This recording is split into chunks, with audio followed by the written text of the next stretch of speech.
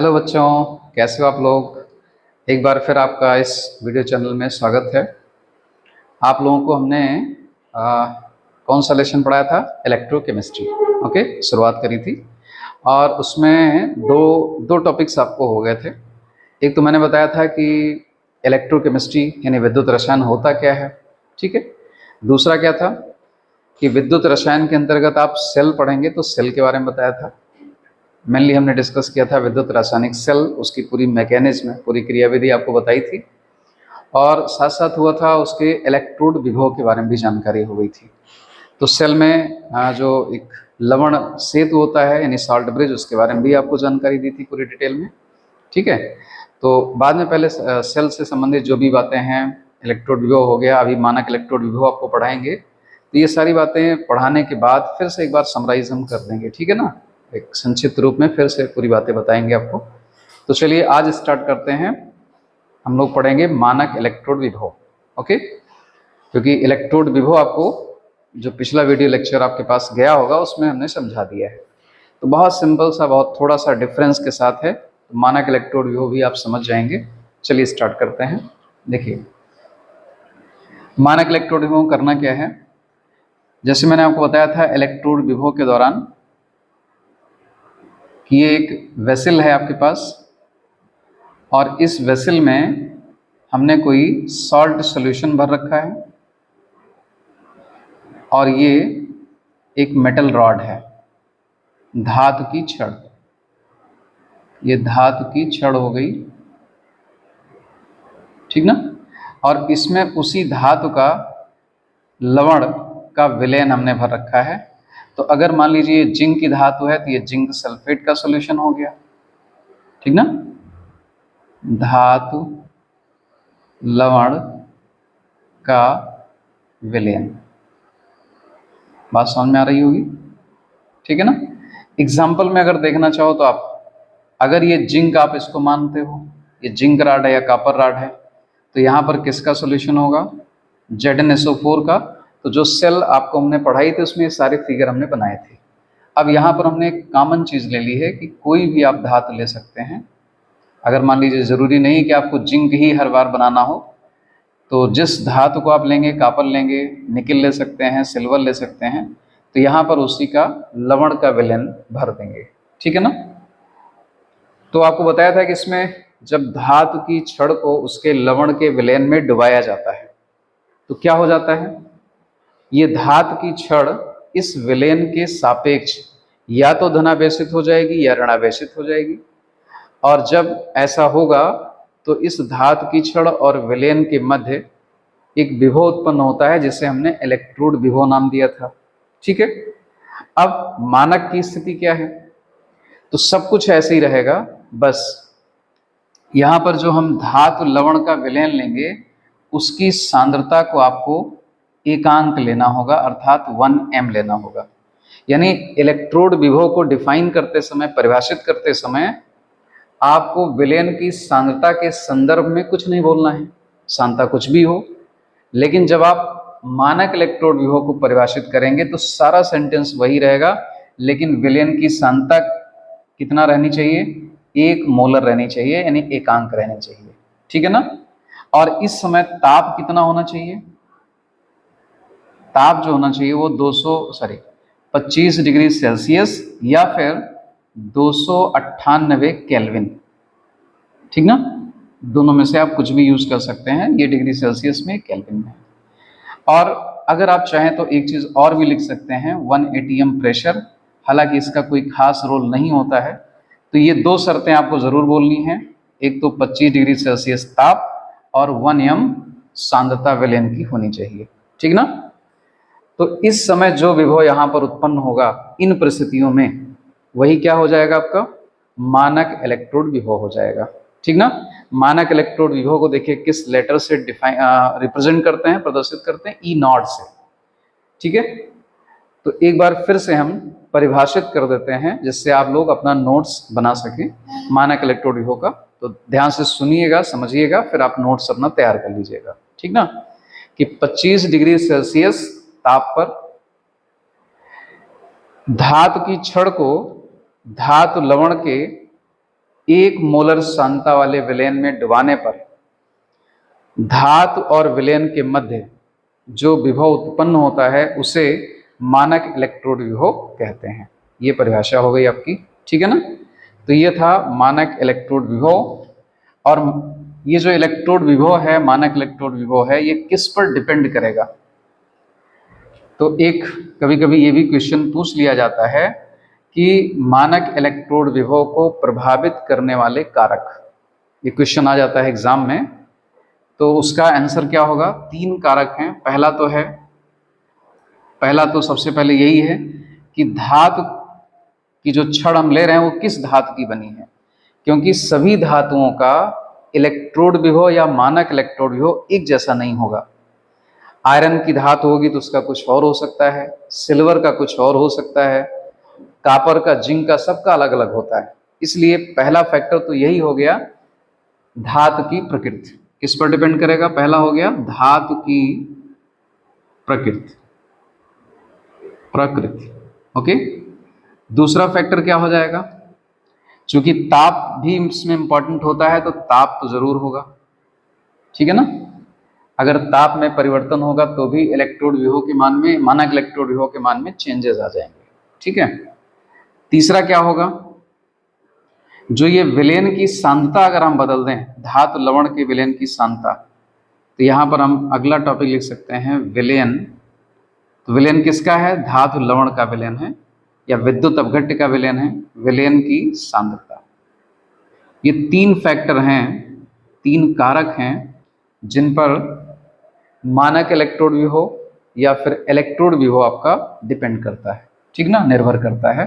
तो इन तीनों को बदल देंगे अगर आप, तो इलेक्ट्रोड विभव या मानक इलेक्ट्रोड विभव की वैल्यू भी चेंज हो जाएगी।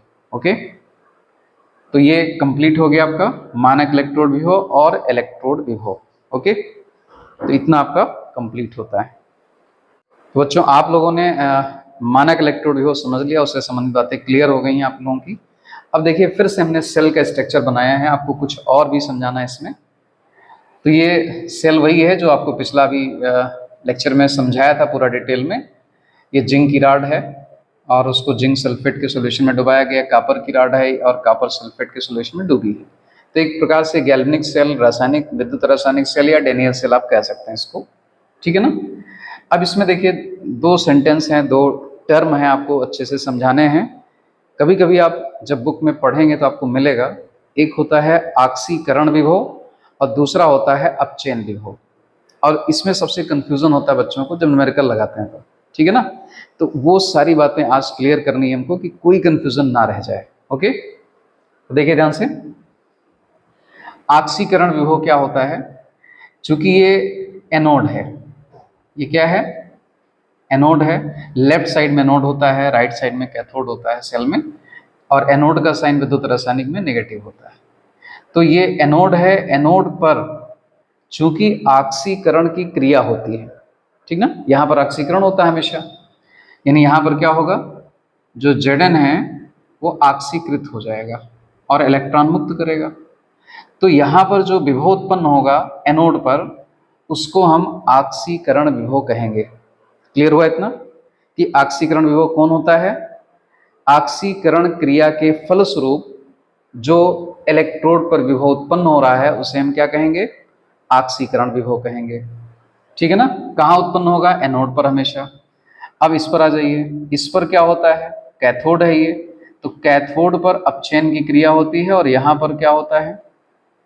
विलयन से Cu++ आयन 2 इलेक्ट्रॉन ग्रहण करके ठोस कॉपर में चेंज हो जाते हैं। ये एक्वस है, यहाँ भी एक्वस लिख सकते हैं, ठीक है ना। तो यहाँ पर अपचयन हो रहा है, तो यहाँ पर जो विभव उत्पन्न होगा वो कौन सा होगा? ऑब्वियसली अपचयन विभव होगा। चूंकि अपचयन हुआ तो अपचयन विभव, ऑक्सीकरण हुआ तो ऑक्सीकरण विभव। तो मुझको लग रहा है ये बातें क्लियर हो चुकी हैं आपको कि ऑक्सीकरण और अपचयन क्या होता है, ठीक ना।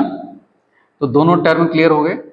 एक चीज आपको बताएं कि चाहे इलेक्ट्रोड विभव हो और चाहे मानक इलेक्ट्रोड विभव हो, दोनों की जो यूनिट होती है वो वोल्ट होती है। क्या होती है? वोल्ट।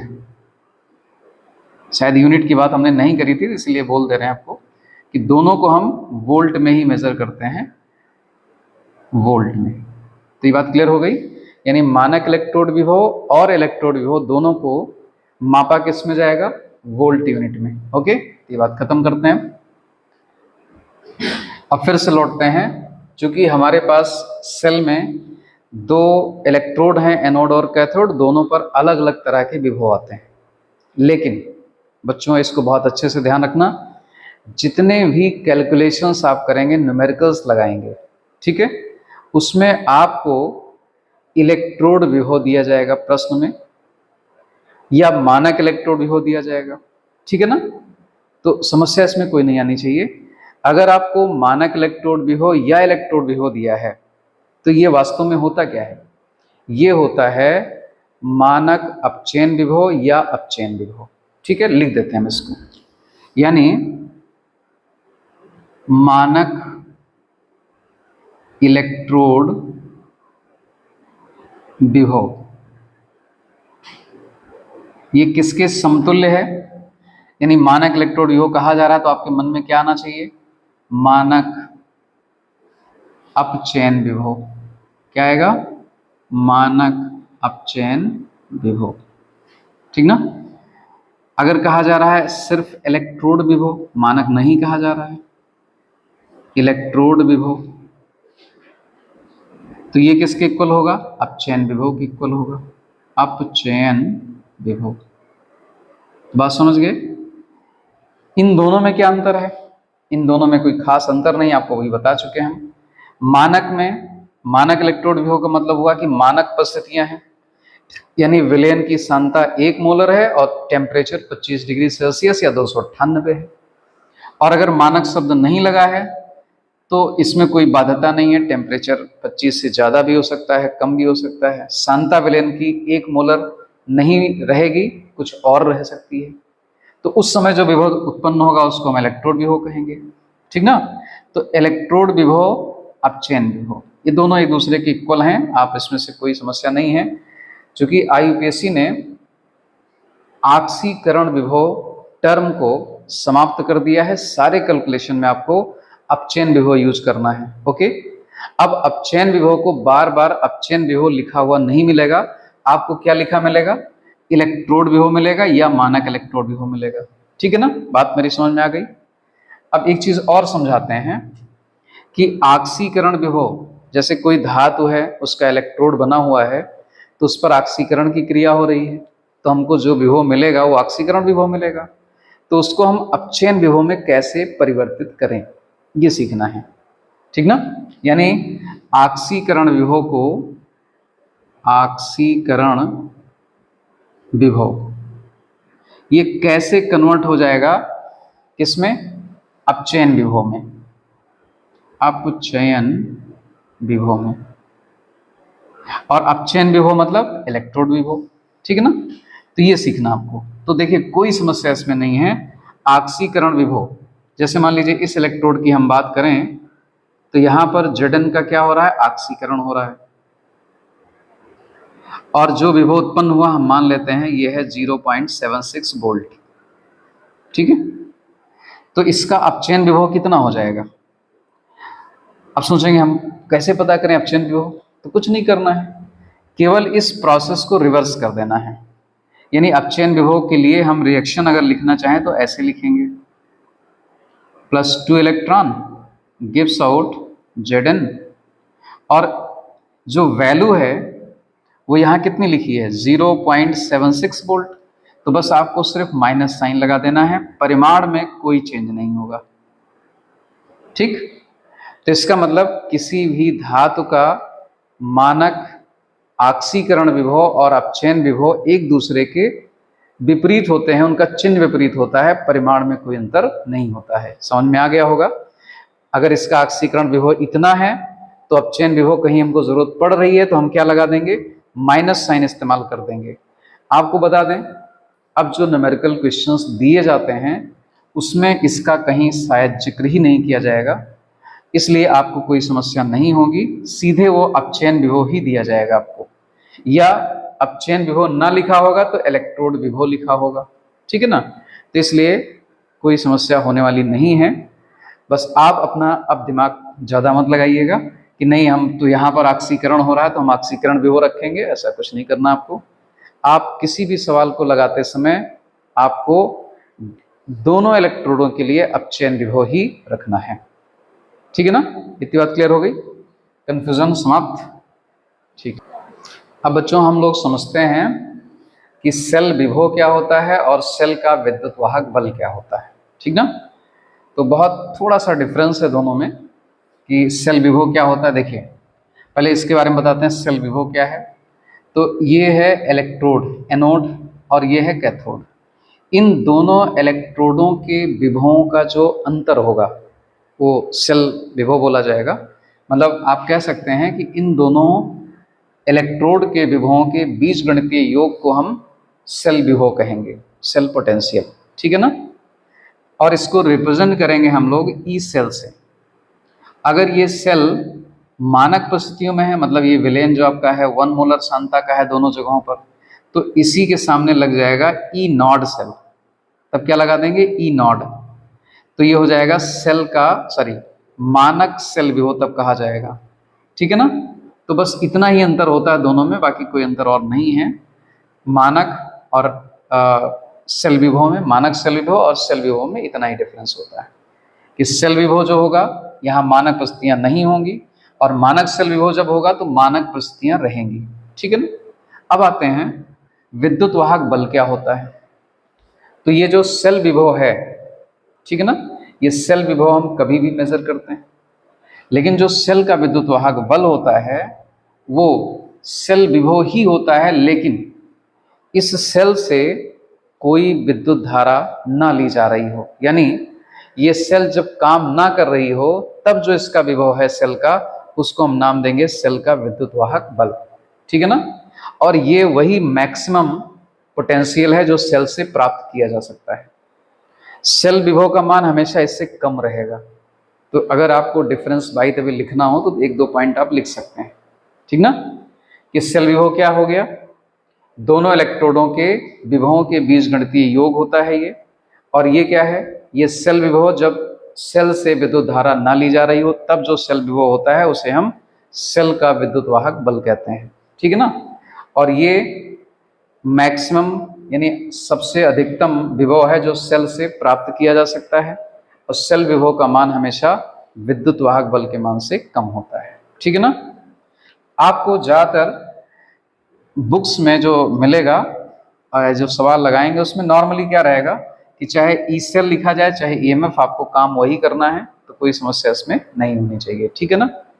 तो अब इस सेल का जो ई सेल है यानी सेल विभव है वो हम लोग कैसे निकालेंगे, ठीक है ना। तो ये बताते हैं आपको कि ई सेल की कैलकुलेशन आप कैसे करेंगे।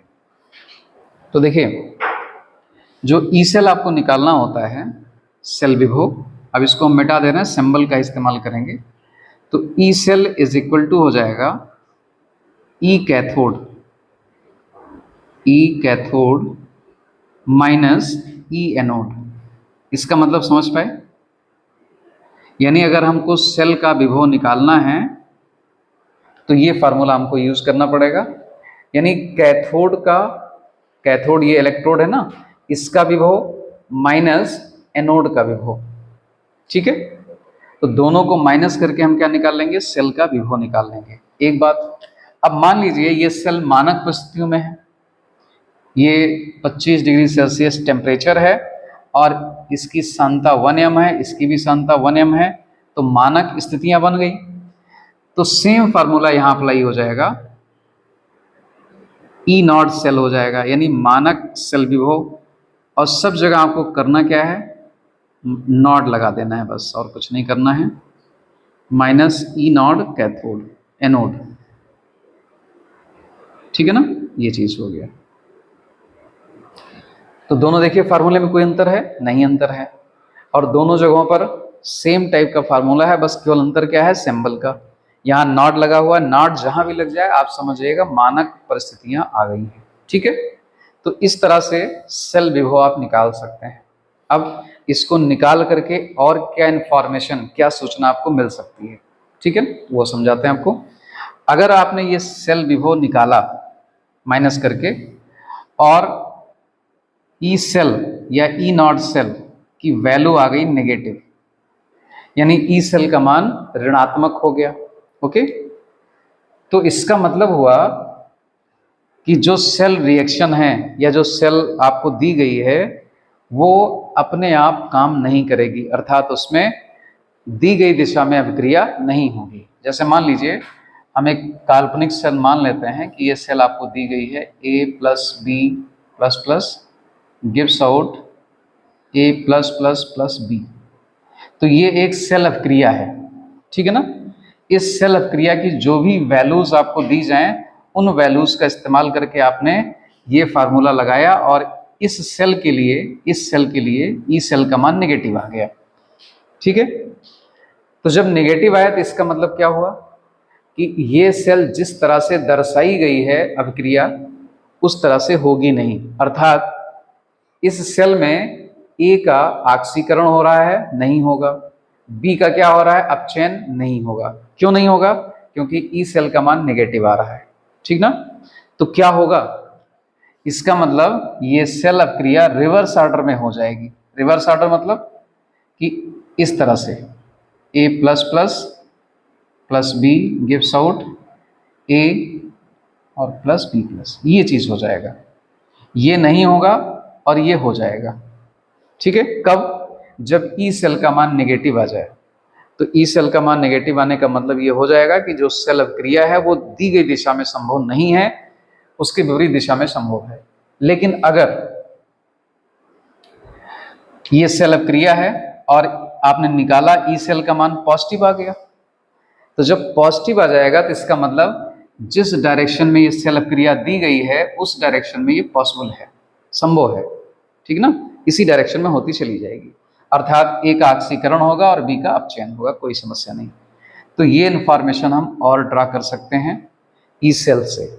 यही सेम चीज ई नॉट सेल के लिए भी हो सकता है, तो उसमें कोई डिफरेंस है नहीं दोनों में, बस केवल परिस्थितियों का अंतर है, मानक और बिना मानक परिस्थितियों के, ठीक है ना।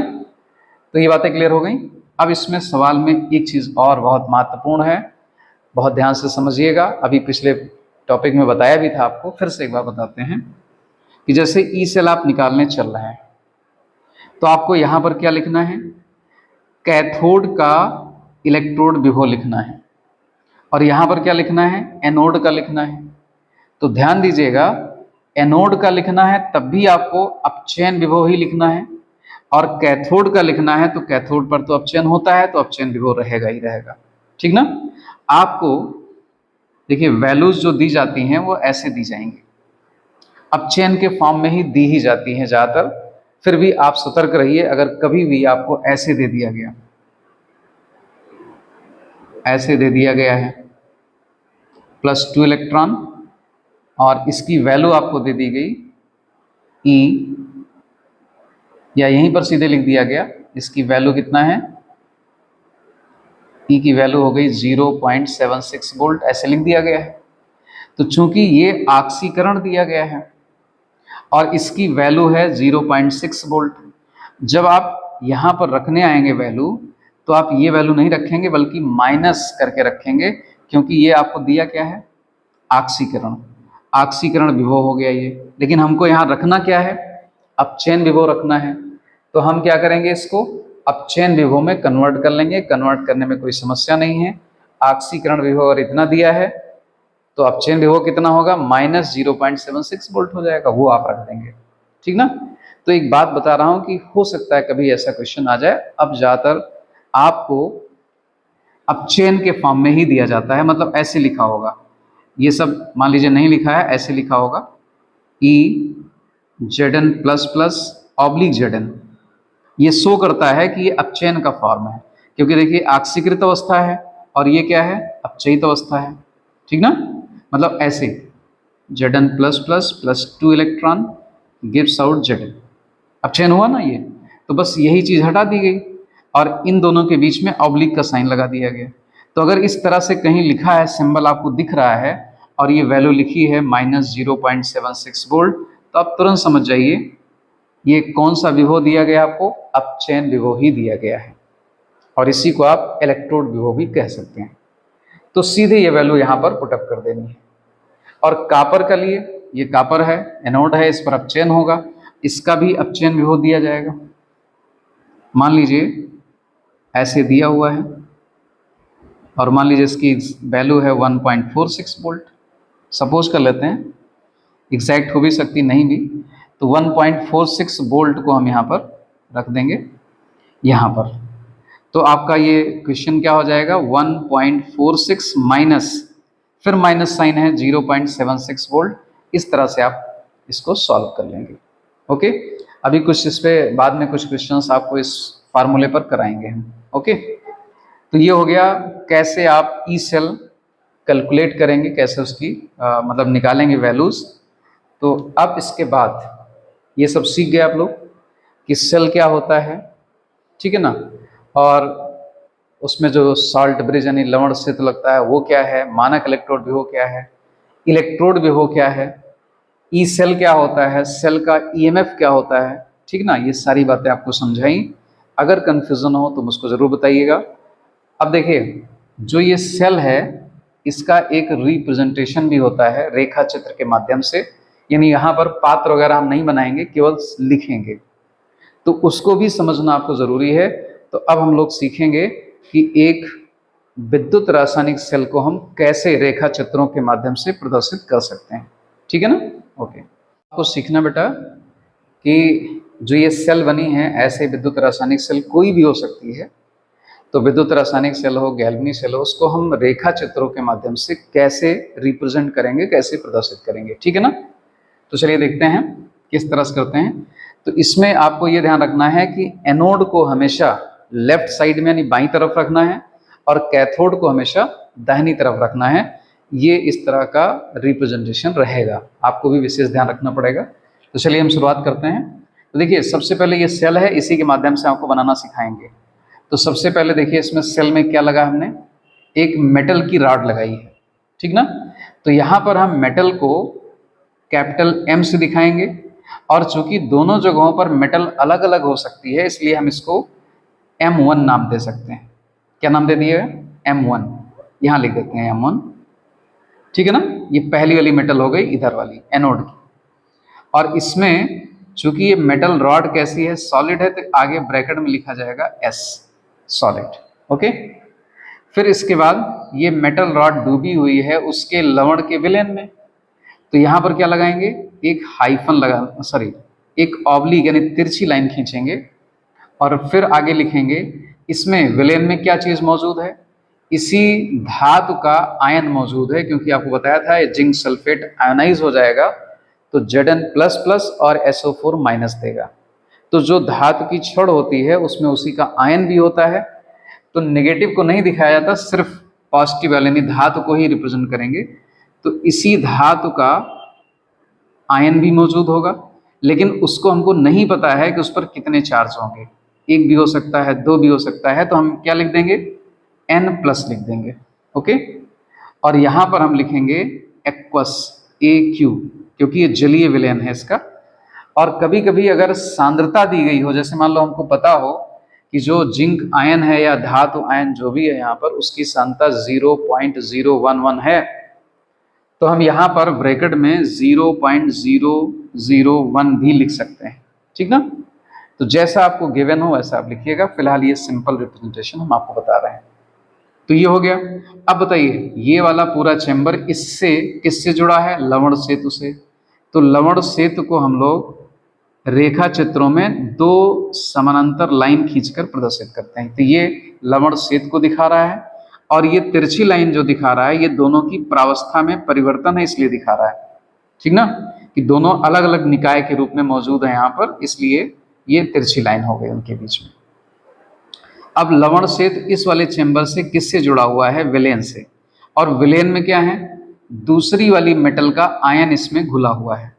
तो उस मेटल के लिए हम लोग सिंबल यूज करेंगे, M2 कर लेते हैं, और इस पर भी N+ लगा देते हैं, क्योंकि नहीं पता है कितना पॉजिटिव चार्ज होगा। अगर कापर है तब तो हम स्पष्ट रूप से लिख सकते हैं 2+ चार्ज होगा, लेकिन चूंकि हम लोग एक सामान्य प्रदर्शन कर रहे हैं तो कोई मेटल हो सकती है, इसलिए N+ लगा दिया है।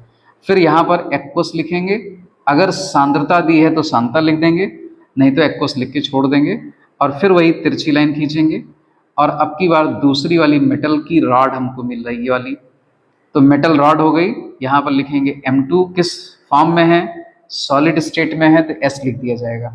तो ये हो गया आपका रिप्रेजेंटेशन रेखा चित्रों के माध्यम से। तो ये आपका विद्युत रासायनिक सेल या गैल्वेनी सेल या डैनियल सेल का रिप्रेजेंटेशन हो गया। इसमें ये जो है खड़ी लाइन दो जो खींची गई है, ये किसको दिखा रही है, ये लवण सेतु को रिप्रेजेंट कर रही है। ओके, और इतना पोर्शन ये किसको व्यक्त कर रहा है, कैथोड को। ठीक है, और ये जो पूरा है ये किसको व्यक्त कर रहा है, एनोड को। तो एनोड का साइन नेगेटिव, कैथोड का साइन पॉजिटिव।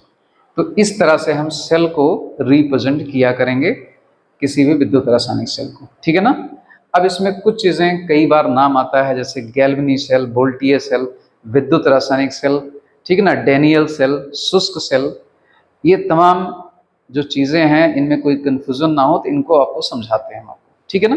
ओके, देखो बच्चों, ये सारे नाम लिखे हमने, Galvani cell, voltaic cell, Daniell cell, शुष्क सेल, इसी को लैक्लांसे सेल भी नाम देते हैं।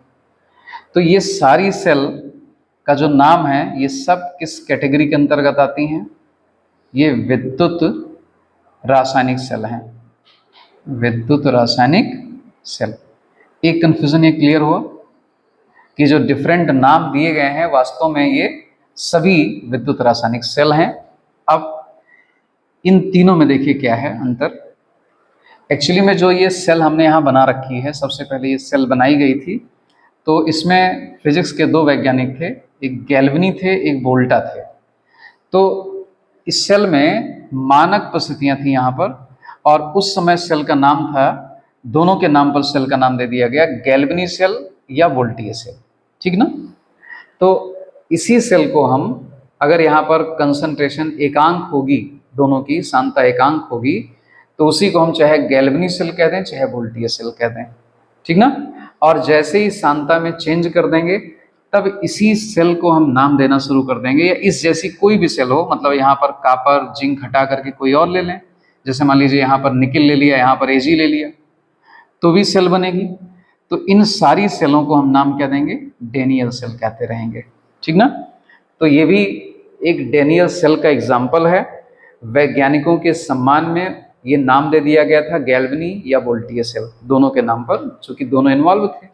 तो मेरे ख्याल से कंफ्यूजन क्लियर होगा कि यही आपकी क्या है, डैनियल सेल भी है, यही क्या है, गैल्वेनी सेल भी है, यही क्या है, वोल्टीय सेल भी है, तीनों एक ही है। बस अंतर क्या है कि इस सेल को बनाने में जब कंसंट्रेशन, यहाँ जो ये साल्ट डिजॉल्व किए गए थे, साल्ट, उस समय मेनली इन्होंने, जो दोनों साइंटिस्ट थे गैल्वेनी और वोल्टा, इन्होंने जिंक सल्फेट और कॉपर सल्फेट का विलयन इसमें भरा था, कॉपर की राड, जिंक की राड का इस्तेमाल किया था, कंसंट्रेशन 1 मोलर रखी थी। तो उस समय इस सेल जो बनी थी, ये नाम दे दिया गया था इसको गैल्वेनी या वोल्टीय सेल। ठीक ना। बस इतना सा अंतर है, उनके सम्मान में नाम दे दिया गया। तो और एक्चुअल में ये क्या है, डैनियल सेल है। ठीक है ना। यानी इस तरह से जो भी सेल आप बनाएंगे वो सब डैनियल सेल हो जाएगी। अब एक दूसरी सेल है, इसमें शुष्क सेल है। तो शुष्क से नाम से स्पष्ट हो रहा होगा कि इसमें जो इलेक्ट्रोलाइट्स भरे जाते हैं वो लिक्विड फॉर्म में नहीं होते, सॉल्यूशन में नहीं होते। ठीक ना, ड्राई होते हैं, शुष्क होते हैं। जैसे आपने देखा होगा आपके रिमोट में जो बैटरी लगती है, जो सेल लगती है, उसमें कहीं सॉल्यूशन भरा होता है, सब आप उसको छू के देखो तो सब सॉलिड लगता है।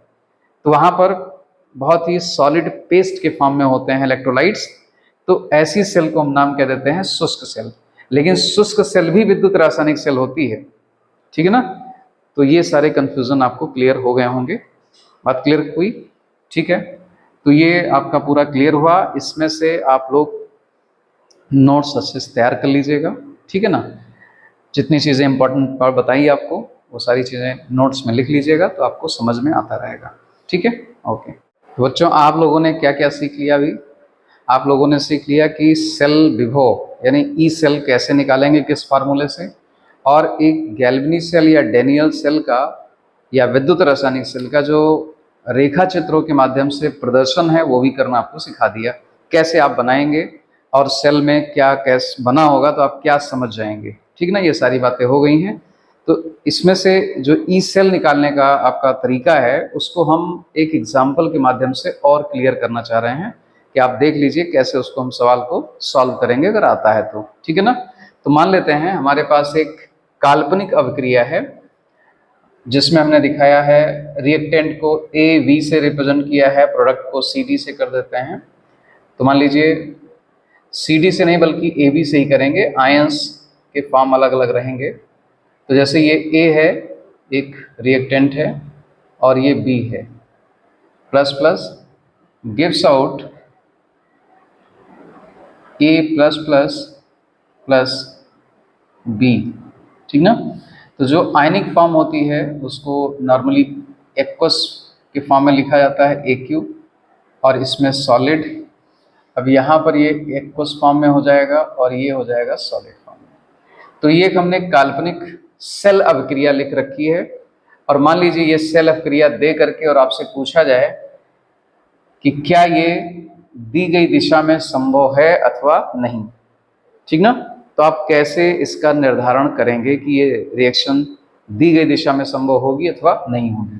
इसमें और क्या जानकारी आपको दी गई है, देखिए आपको इसमें और दे दिया गया है ए प्लस प्लस ऑब्लिक ए, यानी आपको इसका जो ए है इलेक्ट्रोड उसका अपचयन विभव दिया गया है, ठीक ना। हमने कहा था जब इस फॉर्म में आपको रिप्रेजेंट किया जाए तो वो समझिए अपचयन विभव ही है या इलेक्ट्रोड विभव ही है।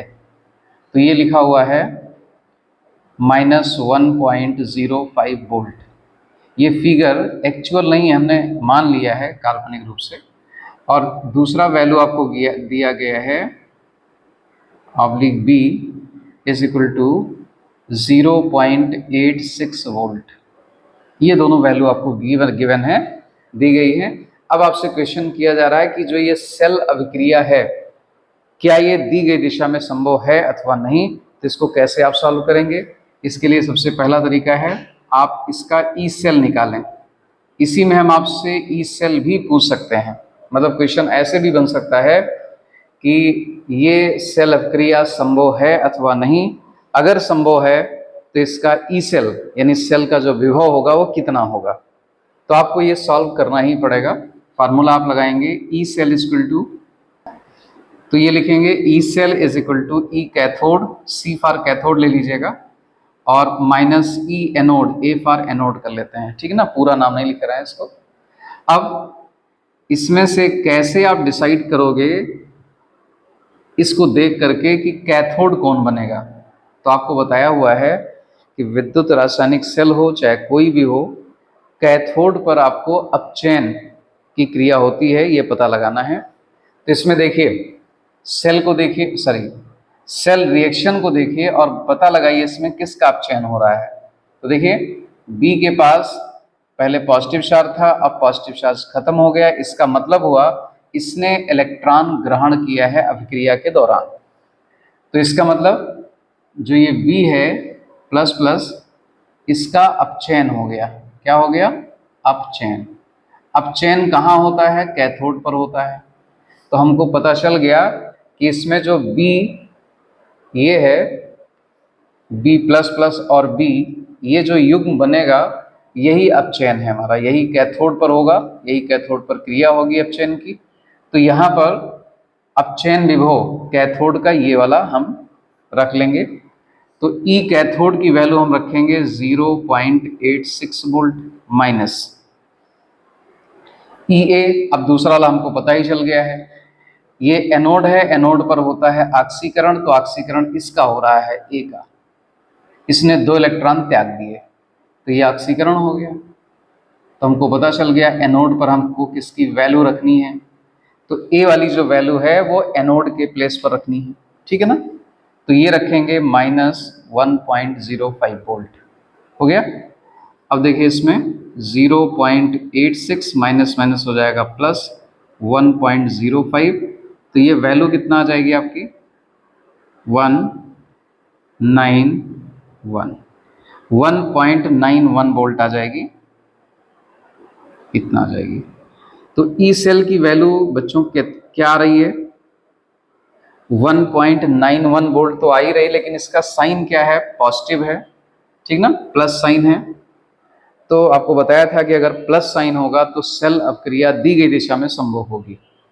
तो आप इतना करने के बाद लिख सकते हैं कि ये अभिक्रिया दी गई दिशा में संभव है। क्यों?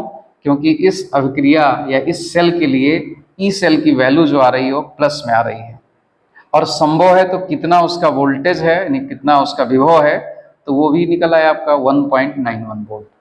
तो इस तरह से इन क्वेश्चंस को करना है। अगर आपको सेल अभिक्रिया दी गई है तो आपको पहचानना होगा कौन एनोड बनेगा, कौन कैथोड बनेगा, पहचानना आपको सिखाया हमने।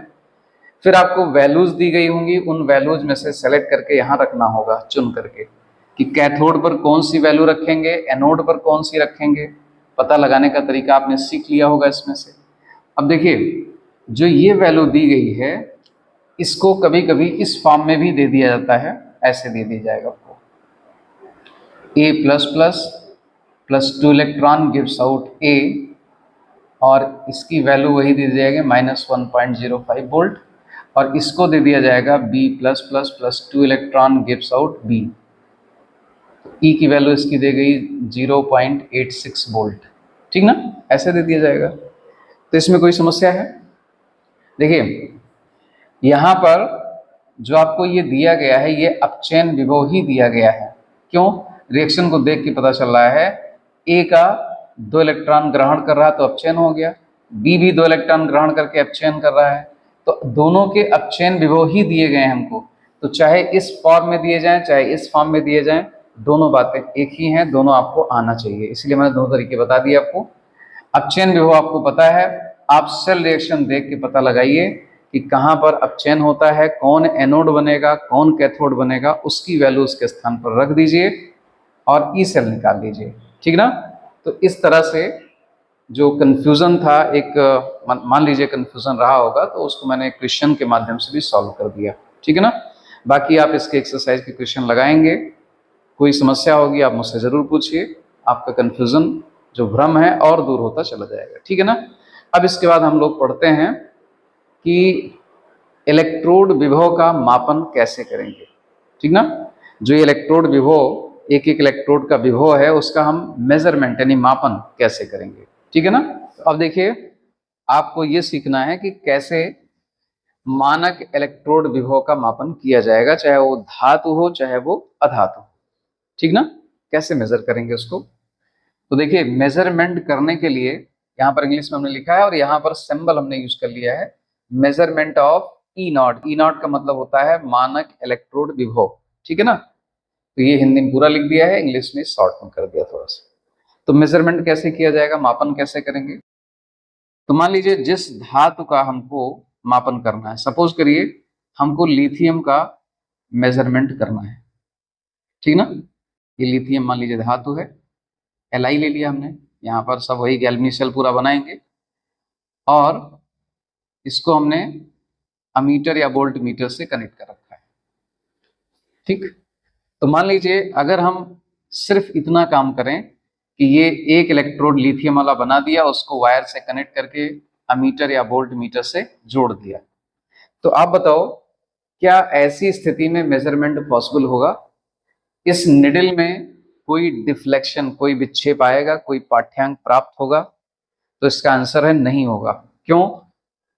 यहां से इलेक्ट्रॉन जाएंगे, इलेक्ट्रॉन यहां मुक्त होंगे, ठीक है, लेकिन उनका फ्लो नहीं हो पाएगा कांस्टेंट, मतलब यहां तक जाएंगे उसके बाद आगे कहां जाएंगे। तो इसलिए आप कह सकते हैं कि फिजिक्स के अकॉर्डिंग, भौतिक विज्ञान के अनुसार, कि इसका जो परिपथ है वो पूरा ही नहीं है, और जब तक सर्किट या परिपथ पूरा नहीं होगा तब तक इसमें विक्षेप नहीं आएगा और लिथियम इलेक्ट्रोड के विभव का मापन आप नहीं कर पाएंगे।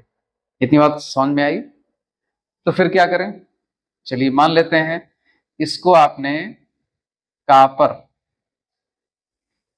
धातु के साथ कनेक्ट कर दिया, ये सॉल्ट ब्रिज लगा दिया, अब पूरा सर्किट कंप्लीट हो गया है। अब इसमें इलेक्ट्रॉन का प्रवाह होगा, यहां पर पाठ्यांक आएगा, ठीक है ना, यहां पर पाठ्यांक आ गया। अब जो पाठ्यांक आया, मान लीजिए यहां पर आ रहा है 3.02 वोल्ट, ये मान लीजिए आ रहा है, या कोई और वैल्यू आप लीजिए, मतलब मैं तो काल्पनिक रूप से मान रहा हूं, मान लीजिए 1.50 वोल्ट आ गया, जो कुछ भी आया यहाँ पर। तो ये अगर वैल्यू आई इस मतलब वोल्ट मीटर या मीटर में, तो आप बताओ क्या ये लिथियम की अकेले मानी जा सकती है? आंसर होगा नहीं मानी जा सकती। क्यों? क्योंकि ये जो मेजर कर रहा है वो तो पोटेंशियल डिफरेंस मेजर कर रहा है, यानी इसमें हम ये नहीं कह सकते कि ये जो वैल्यू है वो अकेले इसकी है, वो इन दोनों के डिफरेंस की वैल्यू है, इन दोनों के विभवों के अंतर की वैल्यू है। तो इसलिए फिर से लिथियम इलेक्ट्रोड के मानक इलेक्ट्रोड विभव का मापन आप नहीं कर पा रहे हैं इस तरह से। समझ बात पूरी आ रही है? यानी अगर हम अकेले इलेक्ट्रोड यूज करें तो भी मापन संभव नहीं है, विक्षेप ही नहीं आएगा। अगर हम एक सर्किट बना करके और यहां पर एक गैल्वेनिक सेल या विद्युत रासायनिक सेल बना लें, अलग इलेक्ट्रोड जोड़ करके लिथियम के साथ, तब इसमें विक्षेप आएगा, तब ये सेल काम करेंगे। लेकिन तब जो विभव प्राप्त होगा वो डिफरेंस का होगा, वो किसी एक पर्टिकुलर या किसी एक विशेष इलेक्ट्रोड का नहीं होगा। ठीक ना? ये भी समस्या है। अब इस समस्या का समाधान कैसे निकाला जाए, क्योंकि बिना सेल बनाए मेजरमेंट पॉसिबल नहीं, तो इसके लिए एक संदर्भ इलेक्ट्रोड माना गया, यानी हमको मानना पड़ेगा, जैसे हम लोग स्टैंडर्डाइजेशन मानकीकरण करते हैं विभिन्न राशियों का, जैसे दूरी के मापन के लिए कि एक डेफिनेट डिस्टेंस को सभी लोगों ने मान लिया कि ये 1 मीटर के समतुल्य है। अब उसी का मल्टीपल में उसी का छोटा करके और छोटे मात्रक बना लिए गए। ठीक ना? ये सब मानकीकरण हुआ है, तो वैसे यहां पर भी करना पड़ेगा। तो इसके लिए मानकीकरण के लिए किसको माना गया? एक इलेक्ट्रोड माना गया, उसको हम नाम देते हैं मानक हाइड्रोजन इलेक्ट्रोड। मानक hydrogen electrode, standard hydrogen electrode. ठीक ना? इसको शॉर्ट में आप अपने नोट्स में SHE भी लिख सकते हैं, लेकिन एग्जाम में मत लिखिएगा, क्योंकि ये कोई ऐसा वर्ड नहीं है जो बहुत कॉमन हो और इनके लिए हमेशा यूज किया जाता हो। तो अपना नोट्स अपने समझने के लिए आप लिख सकते हैं स्टैंडर्ड हाइड्रोजन इलेक्ट्रोड, SH। ठीक है ना? इंग्लिश में है। तो इसको मान लिया गया कि इसका जो इलेक्ट्रोड पोटेंशियल होगा वो ±0.00 वोल्ट होगा। ठीक ना? यानी मानक हाइड्रोजन इलेक्ट्रोड का स्वेच्छा से सभी लोगों की सहमत से मान लिया गया कि भाई इसका मान लेते हैं 0 वोल्ट है। ठीक ना? तो ये 0 वोल्ट हो गया मानक हाइड्रोजन। अब करना क्या है? जिस भी धातु या जिस भी इलेक्ट्रोड के इलेक्ट्रोड विभव का मापन करना होता है, उसको हम क्या करेंगे? उस धातु को किसके साथ कनेक्ट करेंगे? मानक हाइड्रोजन इलेक्ट्रोड के साथ कनेक्ट कर देंगे। ये मान लेते हैं मानक हाइड्रोजन इलेक्ट्रोड है ये। अभी फिगर आपको डिटेल में समझाएंगे, अभी यहां पर इसको समझाने के लिए जल्दी से मैंने बना दिया है। ठीक है ना?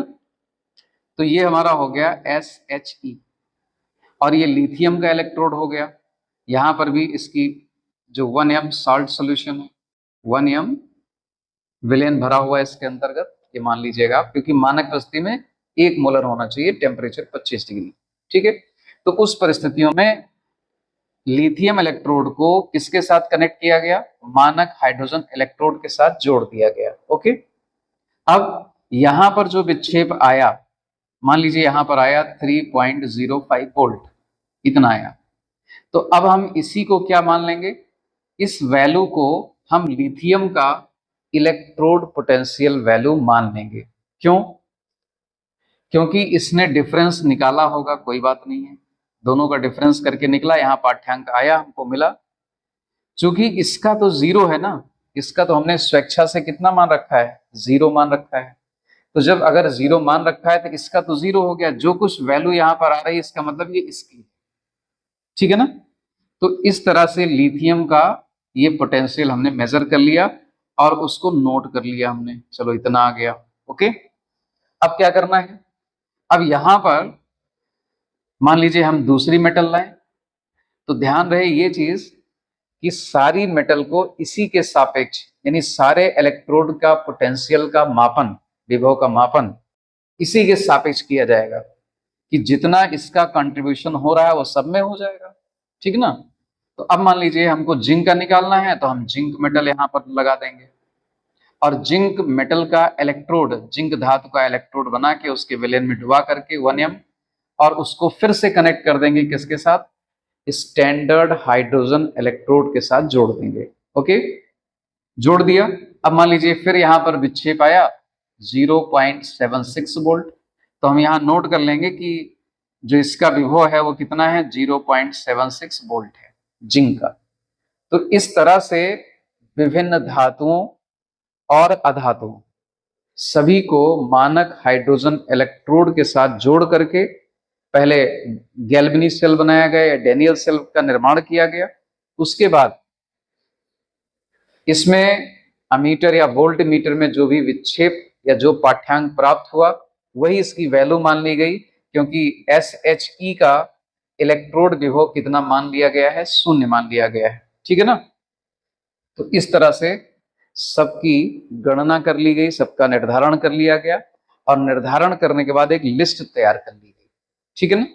तो उसकी बात हम बाद में करेंगे। तो आपको बात समझ में आई कि कैसे हम मेजरमेंट करते हैं, मापन के लिए क्या क्या करना पड़ा। तो मापन के लिए एक स्टैंडर्ड मानना पड़ा हमको, एक मानक मानना पड़ा, मानक हाइड्रोजन इलेक्ट्रोड लेना पड़ा, और उसका विभव स्वेच्छा से 0 मानना पड़ा। इसको हम और क्या नाम दे सकते हैं, मानक हाइड्रोजन इलेक्ट्रोड को हम कह सकते हैं संदर्भ इलेक्ट्रोड। क्या कहा जा सकता है, संदर्भ इलेक्ट्रोड, रेफरेंस इलेक्ट्रोड, क्योंकि इसकी हेल्प से हम लोग दूसरे धातुओं के इलेक्ट्रोड विभवों का मापन करते हैं, ठीक ना। तो इसका 0 माना, इसी से सारी धातुओं अधातुओं को कनेक्ट कर करके और उसके विभव का निर्धारण कर लिया गया। तो ये था प्रोसीजर कि कैसे हम लोग इलेक्ट्रोड विभव का, मानक इलेक्ट्रोड विभव का मापन करेंगे, ठीक है ना। अब इसके बाद मानक हाइड्रोजन इलेक्ट्रोड बनता कैसे है ये आपको समझाना है, ठीक है ना। तो चलिए इसका फिगर बनाते हैं और आपको समझाते हैं कि मानक हाइड्रोजन इलेक्ट्रोड क्या होता है। तो अब बच्चों आपको समझना है कि मानक इलेक्ट्रोड विभव, मानक हाइड्रोजन इलेक्ट्रोड कैसे बनता है, ठीक ना। स्टैंडर्ड हाइड्रोजन इलेक्ट्रोड यानी SHE को हम कैसे बनाते हैं। तो ध्यान में ये रखना है कि हाइड्रोजन कोई धातु तो है नहीं, वो तो अधातु है, गैस के फॉर्म में होती है, तो उसको एक छड़ के रूप में हम लोग तो नहीं ले सकते। तो उसको बनाने का तरीका देखिए क्या है, कि एक ग्लास ट्यूब ली जाएगी, ये ग्लास ट्यूब है, ये देखिए इस तरह से, और एक इसमें आउटलेट भी लगा हुआ जहां से हम लोग हाइड्रोजन गैस इसके अंदर भरेंगे। और इसमें ग्लास ट्यूब के बनते समय ही एक वायर लगा दिया जाता है, मोल्ड कर दिया जाता है, शीशा ढाल दिया जाता है, प्लेटिनम तार, जो कंडक्टर का काम करेगा, इलेक्ट्रॉन को दूसरे इलेक्ट्रोड पर ले जाने का या दूसरे इलेक्ट्रोड से इलेक्ट्रॉन ले आने का काम करेगा।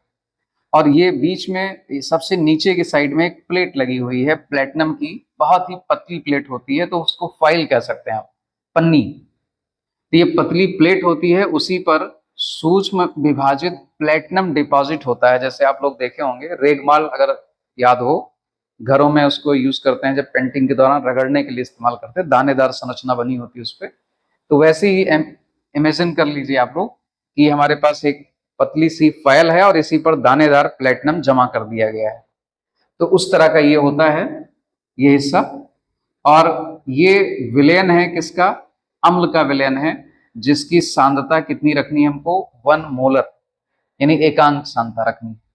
तो एसिड का सॉल्यूशन है, उसी में डिप कर दिया गया, डुबा दिया गया। अब इसमें एक बार प्रेशर पर, प्रेशर कितना होना चाहिए, जो गैस हम अंदर यहां से लेकर यहां तक भरी होगी उसका प्रेशर कितना होना चाहिए, 1 बार होना चाहिए।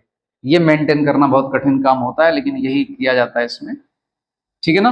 तो जब यहां से यहां तक हाइड्रोजन गैस भर जाएगी तो एक छड़ की तरह ये व्यवहार कर रही है, ऐसा आप मान लीजिए। वास्तव में छड़ तो है नहीं, सॉलिड होता ही नहीं है, लेकिन ये कॉलम उसका पूरा तैयार हो गया है एक एटमॉस्फेयर का, तो यहां से लेकर यहां तक भरी हुई है। तो ये हो गया आपका मानक हाइड्रोजन इलेक्ट्रोड। इस तरह से तैयार किया जाएगा और इसी से हम जोड़ जोड़ करके दूसरे धातुओं का मानक इलेक्ट्रोड व्यूह निकालते रहेंगे, जो कि पहले समझाया आपको, ठीक है ना। अब जरा समझ लेते हैं कि इस इलेक्ट्रोड पर रिएक्शंस जो होंगी, तो आपको बताया था इस पूरे चैप्टर में हम दो ही रिएक्शन की बात करेंगे, एक ऑक्सीकरण और एक अपचयन की बात करेंगे। ओके, तो इस पर या तो ऑक्सीकरण होगा या तो अपचयन होगा। अब एक क्वेश्चन बनता है कि आप कैसे पता करोगे या क्या होगा, कब किन परिस्थितियों में इस पर कौन सी रिएक्शन होगी, कैसे जानोगे। तो चलिए इसको समझाते हैं। देखिए, अगर कोई भी धातु जिसको हमने इसके साथ कनेक्ट किया है वो ज्यादा क्रियाशील है, अगर ज्यादा क्रियाशील है तो उस पर ऑक्सीकरण होगा, इस पर अपचयन होगा।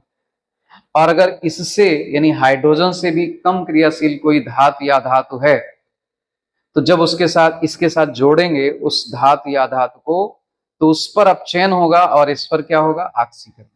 ठीक ना। तो सीधा सा अर्थ यही निकला कि धातु धातु की क्रियाशीलता पर ये डिपेंड करेगा, क्रियाशीलता। ठीक ना। अगर ज्यादा है किससे, हाइड्रोजन से, तो इस इलेक्ट्रोड पर क्या होगा, अपचयन की क्रिया होगी और धातु पर कौन सी होगी, ऑक्सीकरण, ऑक्सीकरण की क्रिया होगी। अगर धातु की क्रियाशीलता कम है तो इसका जस्ट उल्टा हो जाएगा। अगर हाइड्रोजन से कम क्रियाशील है तो इस इलेक्ट्रोड पर ऑक्सीकरण होगा और धातु पर क्या होगा, अपचयन की क्रिया होगी। तो मेरे ख्याल से समझ में आ गया होगा। इसको आप अपने शब्दों में अपने नोट्स में लिख लीजिए, ठीक है ना। अब पहचानने का भी तरीका देखिए, या आप यूं कह लीजिए कि जब इस पर यानी मानक हाइड्रोजन इलेक्ट्रोड पर अपचयन और ऑक्सीकरण होगा तो हम इस रिएक्शन को कैसे दिखाएंगे, कैसे रिप्रेजेंट करेंगे।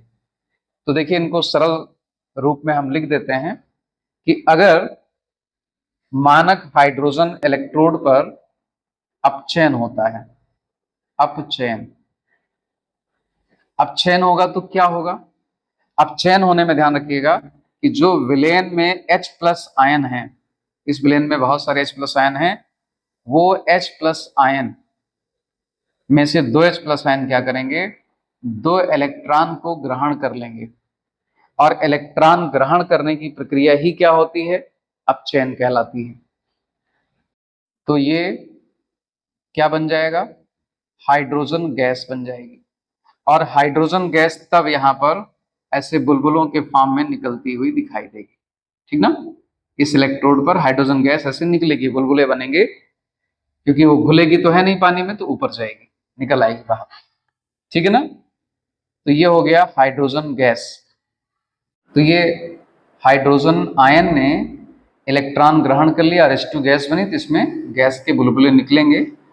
तो इससे पता चलता है कि इस पर अपचयन हो रहा है। अगर इस पर अपचयन हो रहा है तो ये इलेक्ट्रोड किसकी तरह काम कर रहा होगा, तब ये कैथोड की तरह काम करेगा, कैथोड के रूप में वर्क कर रहा है। और जो इससे जोड़ा गया है वो इलेक्ट्रोड एनोड की तरह काम कर रहा होगा। बात क्लियर हो गई, ठीक है। अब दूसरा देखिए, अगर इस इलेक्ट्रोड पर ऑक्सीकरण की क्रिया हो तो क्या होगा, ऑक्सीकरण। तो ऑक्सीकरण में क्या होगा, जो इसमें हाइड्रोजन गैस भरी गई है, ये हाइड्रोजन गैस आके सूक्ष्म विभाजित प्लेटिनम पर एडजॉर्ब हो जाएगी, अधिशोषित हो जाएगी, ठीक है ना। और वहीं पर अधिशोषण के दौरान, अधिशोषण होने के पश्चात ये अपने इलेक्ट्रॉन त्याग करेगी, तो हमको मिलेगा, यहाँ पर लिखना चाहें तो हम पूरा लिख दें, इसका गैस है। जहाँ जहाँ हम H+ लिख रहे हैं वहाँ एक्वस भी लिख सकते हैं आप, क्योंकि जल में घुला हुआ होता है, ठीक ना। तो आप कंप्लीट कर लीजिएगा। तो ये 2H+ हो गया, प्लस क्या मुक्त होंगे, दो इलेक्ट्रॉन मुक्त होंगे। ये हो गया ऑक्सीकरण की क्रिया। और जब ऐसा होगा तो यहाँ पर प्रेशर कम होता है, प्रेशर घटेगा क्योंकि हाइड्रोजन गैस कंज्यूम हो रही है, वो इस विलेन में घुल जा रही है। हाइड्रोजन गैस जैसे इलेक्ट्रॉन निकालेगी H+ आयन के फॉर्म में आएगी, H+ आयन इसी विलेन में घुल जाएगा, तो यहाँ कॉलम में हाइड्रोजन गैस का प्रेशर घटने लगेगा। और यही मेंटेन करना सबसे बड़ी चुनौती होती है इस इलेक्ट्रोड में, ठीक है ना। तो इस तरह से ऑक्सीकरण हुआ। अगर ऑक्सीकरण होता है तब ये किसकी तरह काम करेगा इलेक्ट्रोड, तब ये एनोड की तरह काम कर रहा होगा, एनोड के रूप में होगा ये, ठीक ना। तो जब एनोड के रूप में होगा तो ऑक्सीकरण होगा, ये रिएक्शन होगी। अब चेन अगर कैथोड के रूप में होगा तो अब चेन होगा और ये रिएक्शन होगी। तो दोनों इलेक्ट्रोडों पर होने वाली रिएक्शंस को मैंने आपको समझाया कि अगर आप मानक हाइड्रोजन इलेक्ट्रोड लेते हैं तो उस पर किन परिस्थितियों में दो ही परिस्थितियां बनती हैं, या तो ये कैथोड की तरह व्यवहार करेगा या तो ये एनोड की तरह। और अगर एनोड की तरह व्यवहार करता है तो ये रिएक्शन, कैथोड की तरह व्यवहार करता है तो ये रिएक्शन होगी। ओके, इतनी बातें क्लियर हो गई। अब देखिए, जिस तरह से हमने और इलेक्ट्रोड्स को रिप्रेजेंट करना बताया था आपको, तो वैसे ही मानक हाइड्रोजन इलेक्ट्रोड को हम कैसे रेखा चित्रों के माध्यम से प्रदर्शित कर सकते हैं, क्योंकि ये जानना आपको बहुत ज़रूरी है। कंफ्यूजिंग होता है, थोड़ा सा कंफ्यूज हो जाते हैं कि क्या लिखा हुआ है, क्वेश्चन आते हैं ना इसके, तो वो भी देख लीजिए कैसे दिखाते हैं। तो देखिए, इसमें सबसे पहले हम लिखेंगे प्लेटिनम, ठीक है। एक इलेक्ट्रोड में दिखा रहा हूँ, केवल मानक हाइड्रोजन।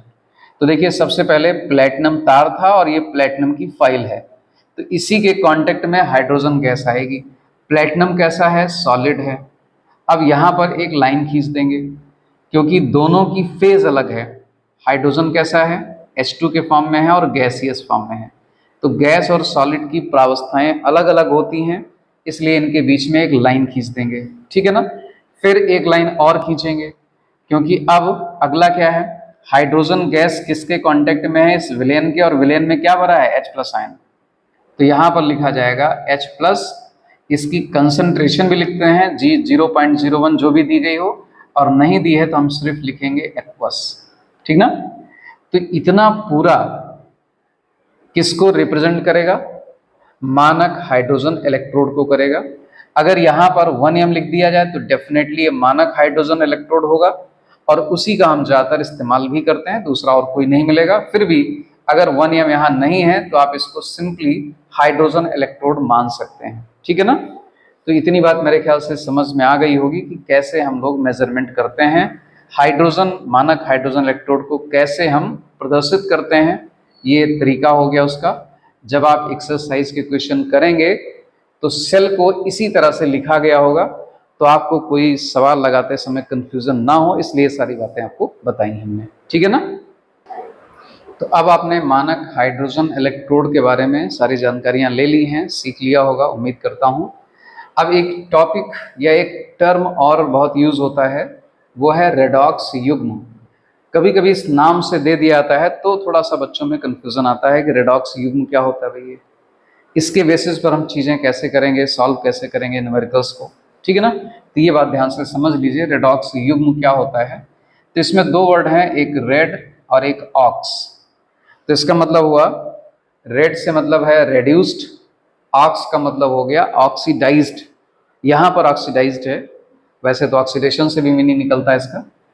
तो एक एग्जाम्पल लेकर ही समझाते हैं। मैं मान लीजिए कि आपका ये एक इलेक्ट्रोड है, इसमें आपने जिंक मेटल यूज किया है और यहाँ पर क्या मौजूद है, इसी का लवण है, तो जिंक आयन मौजूद होंगे इसमें, ये ठीक ना, एक्वस फॉर्म।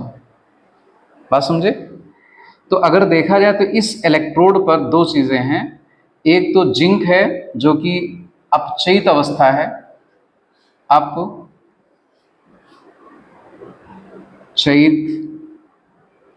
रूप है ये, और जो Zn++ है, जो इलेक्ट्रॉन त्याग, ये जिंक परमाणु इलेक्ट्रॉन जब त्याग कर देते हैं तो Zn+ के फॉर्म में यहाँ नीचे आ जाते हैं। ये सब बातें पहले आपको समझाई हैं। तो Zn++ जो इसमें है, ये कौन सा फॉर्म हो गया इसका, चूंकि इसने इलेक्ट्रॉन निकाल दिया है तो ऑक्सीडाइज हो गया है, यानी ऑक्सीकृत रूप है ये, कौन सा रूप हो गया? ऑक्सीडाइज्ड फॉर्म, हिंदी में बोलेंगे ऑक्सीकृत रूप। ये रेड्यूस्ड फॉर्म है और ये ऑक्सीडाइज्ड फॉर्म है, ठीक ना।